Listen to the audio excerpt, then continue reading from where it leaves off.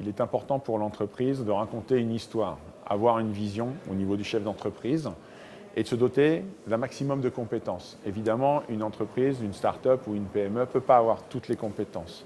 Au niveau de l'innovation, notamment lorsqu'elle est high-tech, l'entreprise doit savoir s'entourer de compétences et de technologies. Donc en fait, c'est d'avoir des partenaires reconnus au niveau de la recherche publique qu'ils vont aller chercher pour bâtir un partenariat, si possible un partenariat fort, long terme, qui va permettre de leur alimenter sur les évolutions technologiques, qu'ils soient toujours à la pointe de cette technologie. Et évidemment, comme tout développement d'entreprise, ils vont avoir des essais-erreurs et il faudra que le laboratoire leur permette de trouver des solutions. Soit via l'acquisition de licences, de technologies qui évidemment vont apporter une nouvelle valeur à l'entreprise, donc des technologies où on sera en copropriété, ou alors des technologies qui viendront de l'entreprise. Le premier point, ça va être de muscler son équipe pour avoir une équipe qui est cohérente.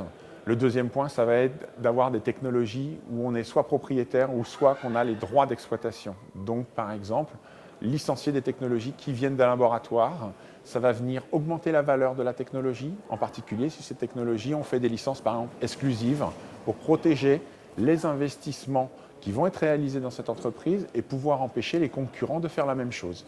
Donc, ça sera des éléments extrêmement discriminants pour proposer une innovation et une création de valeur.